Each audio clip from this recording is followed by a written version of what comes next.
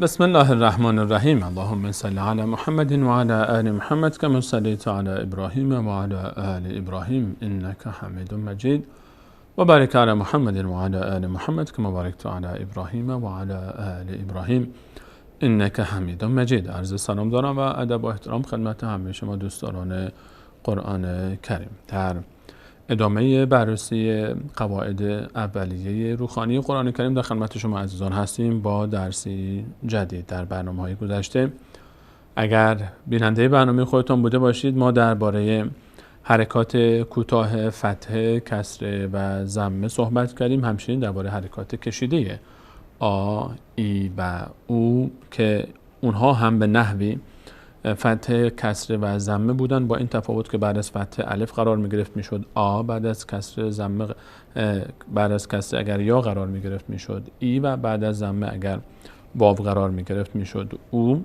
حرکات کشیده آ، ای، او و همچنین درباره ساکن و تشدید هم صحبت کردیم. این علائمی که مهم هست تا ما در کلام الله مجید به اونها دقت بکنیم و بدانیم که چگونه اینها رو بخوانیم وقتی که در مصحف شریف دیدیم. یکی از موارد دیگری که زیاد جلب توجه میکنه حتما برای شما عزیزان وقتی که مصحف رو باز میکنید و نگاه میکنید در آیات کلام الله مجید، در بالای حروف یا احیانا پایین حروف بعضی وقتها شما علامت فتحه و کسره و ضمه رو میبینید، اما دو تا فتحه با هم یا دو تا کسره با هم یا دو تا ضمه با هم. ما درباره فتحه صحبت کردیم که فتحه صدای ا میگیره، هر حرفی که فتحه داشت اگر بعدش الف آمد صدای آ میگیره. کسره اگر به تنهایی بود صدای ا میگیره آن حرف، اگر بعدش یا آمد یایی که حرکت نداشت صدای ای میگیره. اگر ضمه آمد صدای او میگیره آن حرفی که ضمه داره، حرکت ضمه روش هست. و اگر آن حرفی که حرکت ضمه داره بعدش واوی آمد که حرکت نداشت صدای او میگیره.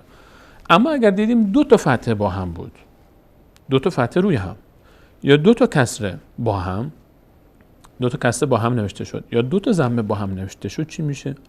شکلش رو با هم ببینیم که چطور، بعد درباره صحبت بکنیم که این علامت اسمش چی هست و چرا دو تا نوشته میشه و چطور خونده میشه. مهمتر از اون و مثالهاش رو با هم خواهیم داشت. تصویر رو با هم ببینیم.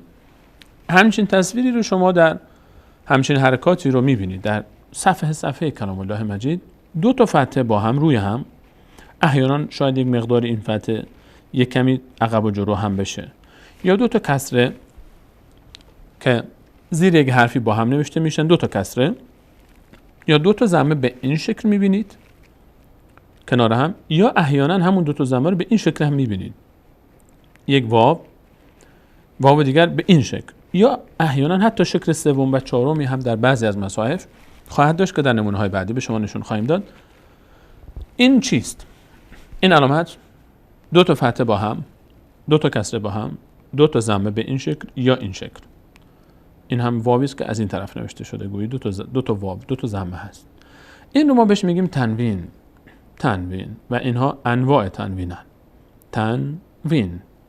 به اینها گفته میشه تنوین. دو تا فتحه با هم، دو تا کسره با هم، دو تا ضمه با هم که احیانا ضمه یا به این شکل نوشته میشه یا به این شکل، یا شکل‌های دیگری هم در بعضی از مصاحف خواهد داشت و فتحه ها احیانا رو هم دقیق یا احیانا مقداری فتحه و کسره عقب و جلو هم میشه. اینها رو ما میگیم بهشون تنوین. پس تا اینجا متوجه شدیم که دو تا فتحه با هم وقتی در مصحف دیدید قرآن کریم، یا دو تا کسره با هم دیدید یا دو تا ضمه با هم دیدید، این فتحه نیست، کسره نیست، ضمه نیست. بی ارتباط با فتحه و کسره و ضمه هم نیست، چون بالاخره دو تا فتحه آوردن حتما یک ارتباطی با فتحه داره، حتما یک ارتباطی با کسره هم داره، حتما یک ارتباطی با ضمه هم داره که دو تا فتحه یا ضمه یا کسره نوشته میشه. اما حکایت چیست؟ ما اصلا چرا بهش میگن تنوین؟ ما بریم ببینیم که مثال هایی که ما در قرآن کریم، نمونه هایی که ما میبینیم، حکایت چی بوده. و تنوین، خود تنوین در معنا یعنی آوردن نون. تنوین یعنی آوردن نون. تا اینجا متوجه شدیم؟ پس وقتی دو تا فتحه میاد یا دو تا کسره یا دو تا ضمه بهش میگن تنوین، یعنی آوردن نون. یعنی حکایت از یک نونی است. یک نون، صحبت از نونه. نون اینه که ما می‌نویسیم نون. صحبت از آوردن نون است به همراه فتحه و یا کسره و یا ضمه، چون گفتیم دو تا فتحه و کسره و ضمه هست. بریم به سراغ دو تا فتحه با هم. اونجایی که دو تا فتحه با هم میاد روی یک حرفی چی میشه؟ چطور باید خونده بشه و چرا باید اونطور خونده بشه؟ مثالش رو با هم ببینیم. ما مثلا وقتی دو تا فتحه با هم میاد این رو میگیم تنوین. این یکی از این تنوین هاست، دو تا فتحه با هم. مثالش هم اینجوریه. سمت چپ، مثال های سمت چپ. مثلا اینطوری میبینیم روی دال دو تا تنوین، دو تا فتحه با هم میبینیم. خب این رو باید چطور بخونیم؟ الف که فتحه داره میشه ا، ب هم فتحه داره میشه ب. دال چطور میشه؟ این رو ما وقتی میتونیم بخونیم که ببینیم اصلش چی بوده. اصلش این بوده، کلمه سمت راست. یک الف داشتیم فتحه داشته ا، بی داشتیم فتحه داشته ب، دالی داشتیم که فتحه داشته د، یک نون ساکن بود. الان خواندن این خیلی آسانه نه؟ ا ب دن، نون ساکن با آخرین حرکت ما قبل که فتحه دال هست خوانده میشه، دال میچسبه به نون دن، ا ب دن، ا ب دن. اینی که سمت چپ میبینیم همین سمت راستی است. در اصل این بوده. ما به خاطر این که در نوشته ما آسان تر بشه نون رو حذف کردیم، این نون رو برداشتیم، بعد به جای این نون یک فتحه اضافی گذاشتیم روی دال که شد این. مثال سمت چپ، الف سر جاشه، با سر جاشه، دال با فتحه خودش سر جاشه.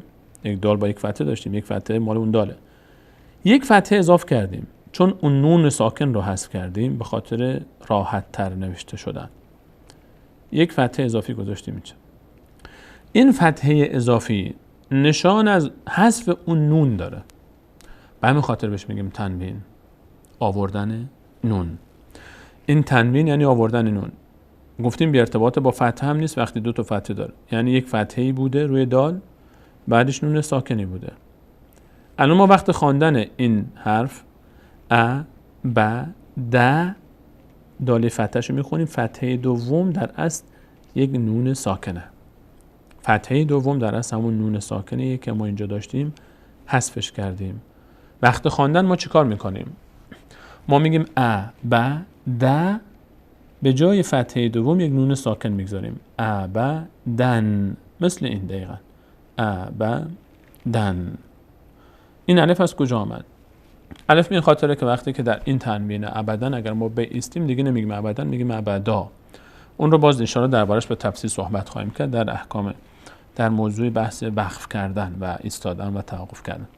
تا اینجا فقط همینقدر برای ما کافی است که بدانیم این تنوینی که به این شکل نوشته میشه، دو تا فتحه روی هم میاد، باید ما در آخر اون حرف یک صدای نون ساکن بیاریم بعد از فتحه، مثل این سو حو فن.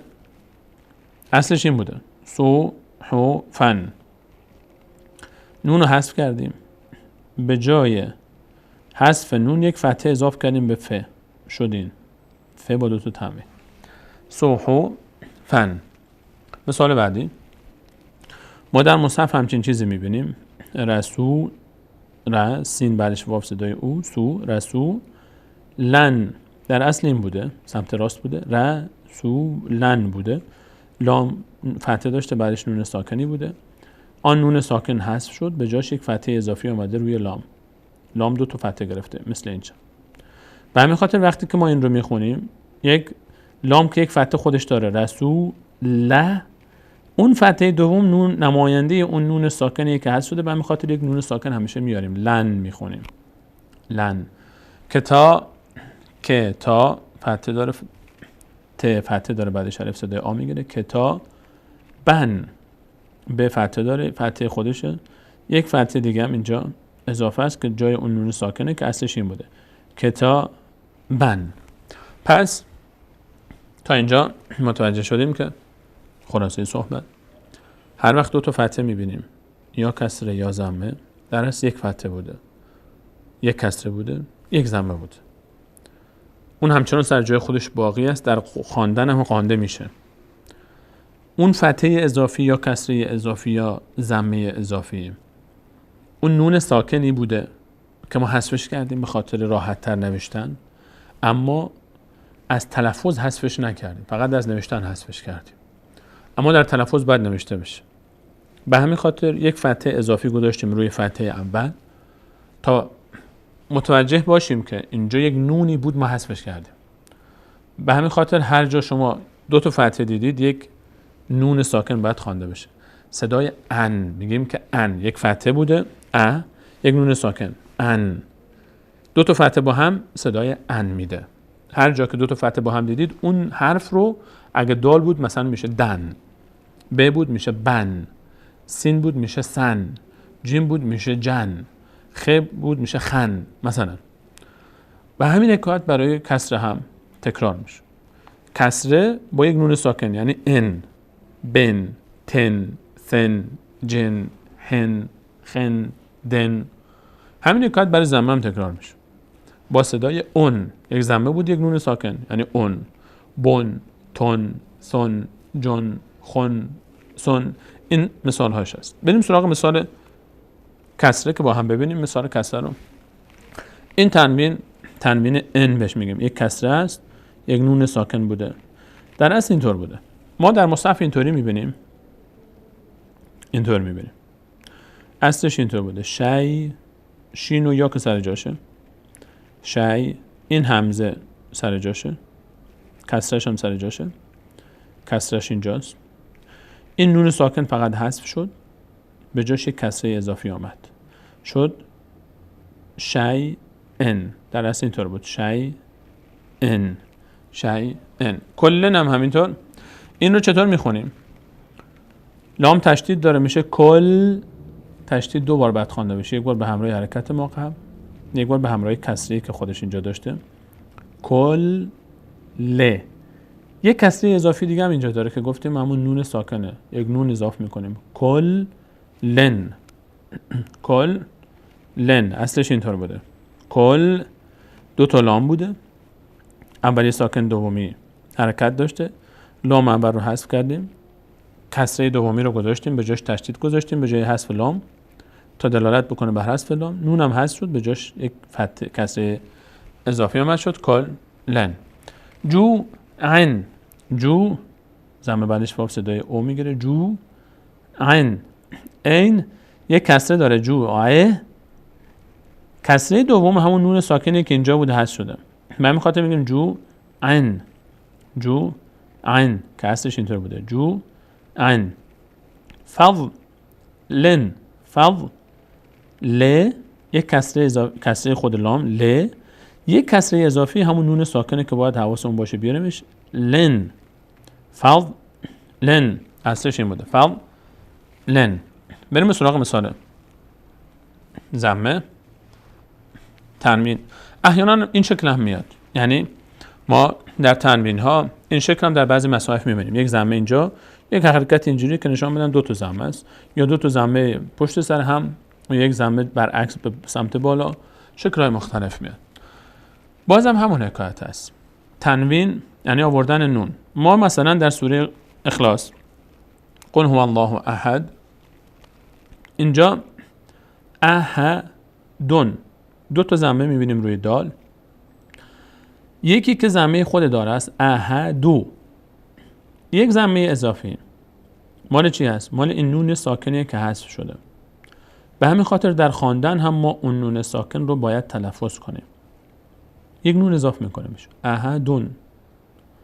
رسولون، اصلش این بوده دیگه، رسولون، یک نون ساکن داشته که حذف شده، به جای این ضمه نون ساکن دو تا ضمه گذاشتیم روی لام، یک ضمه خود لام، یک ضمه هم دلالت میکنه بر حذف نون ساکن. رسولون.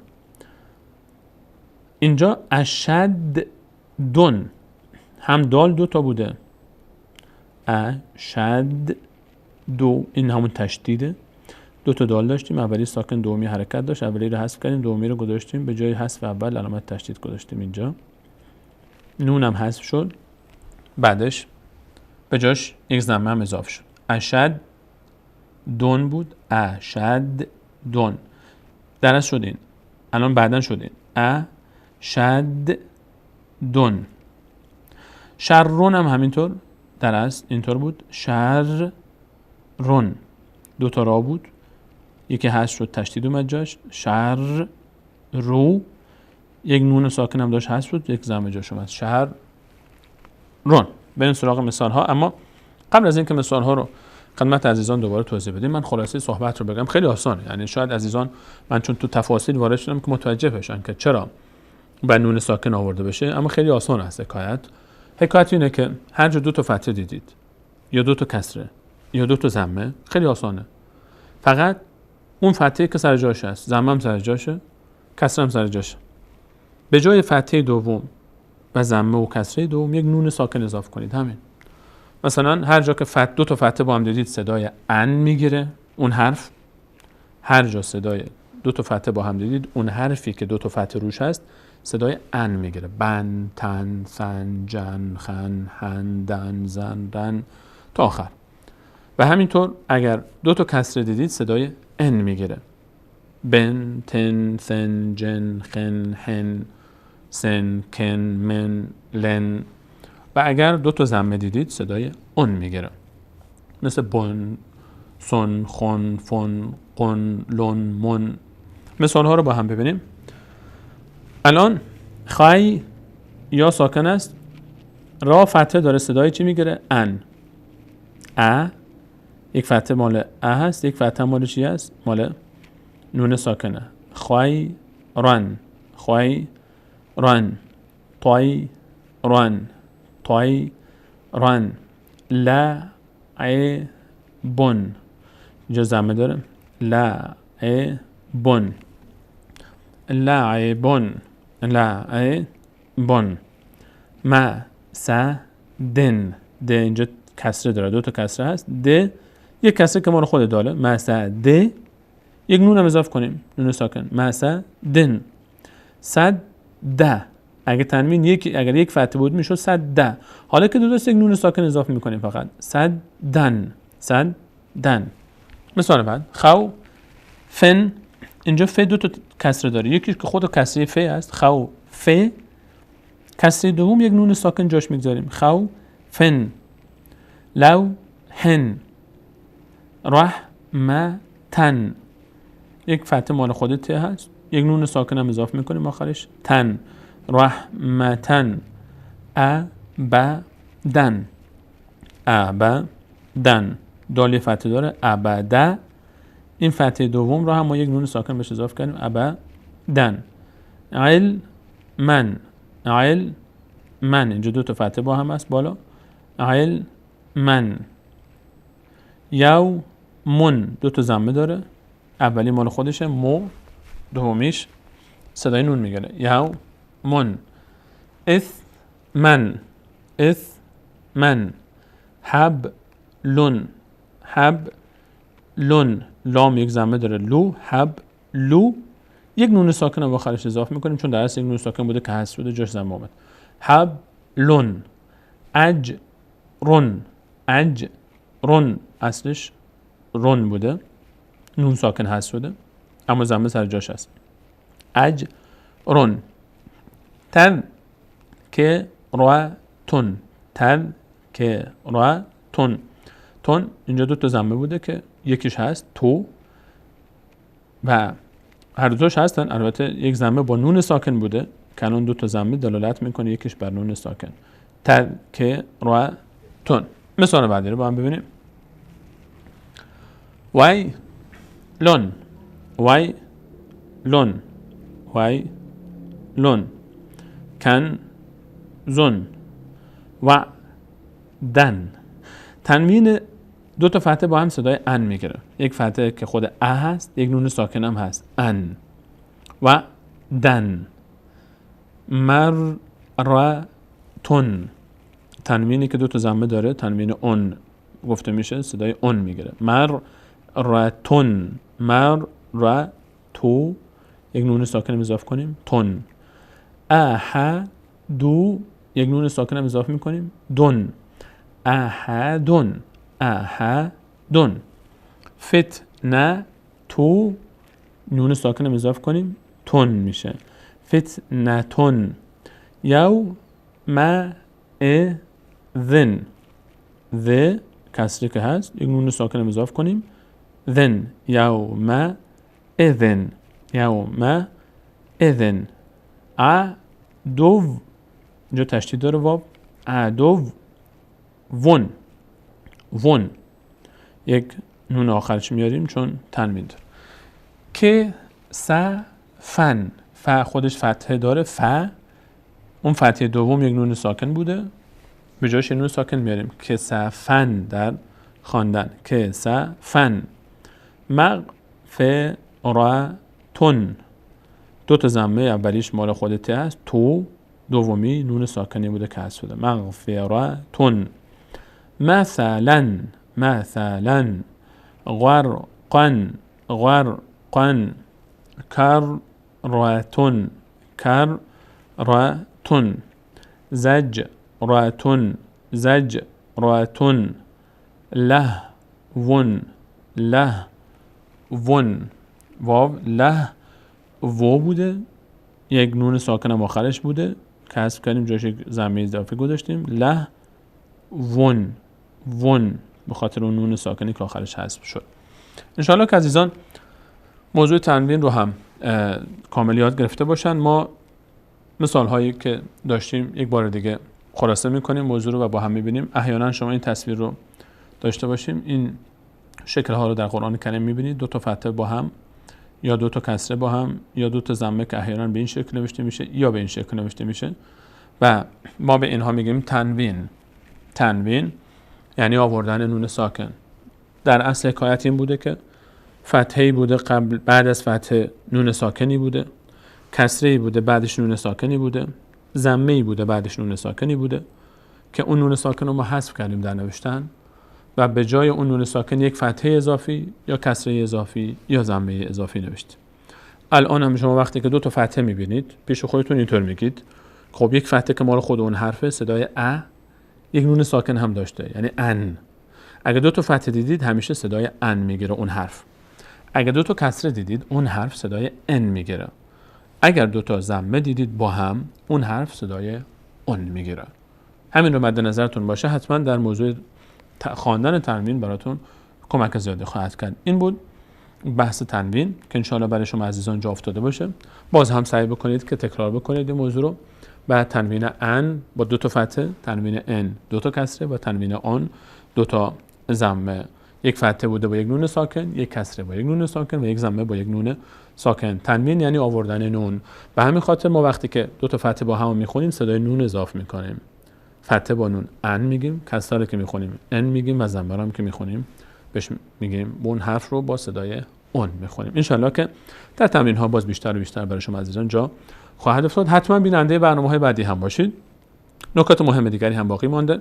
نهایتا ما شاید کل درس های ما از 14-15 درس بیشتر نشه برای روخانی قرآن کریم و بعد از اون ان شاء الله شروع خواهیم کرد به کلام الله مجید و من این بشارت رو به شما میدم و این ضمانت رو میکنم که اگر این 14-15 درس رو که وقت زیادی هم نخواهد گرفت ان شاء الله با دقت خوب متوجه بشید و تمرین ها رو تکرار بکنید و یاد بگیرید باذن الله تعالی هر جایی از قرآن کریم رو که باز بکنید روخانی او رو مشکلی نخواهید داشت و به راحتی خواهید توانست که بخوانید. سرعتتون شاید در ابتدا کم باشه ولی بعد به مرور زمان سرعتتون هم زیادتر خواهد شد. بیننده برنامه‌های بعدی خودتون باشید تا بتونیم به همراه شما عزیزان قرآن کریم رو بخوانیم یاد بگیریم و به دیگران بیاموزیم تا مصداق این حدیث رسول صلی الله علیه و سلم باشیم که فرمود بهترین شما کسی است که قرآن را یاد بگیرد و به دیگران یاد بدهد. تا برنامه بعد همه شما عزیزان رو به الله متعال می‌سپارم. الله یار و نگهدارشون.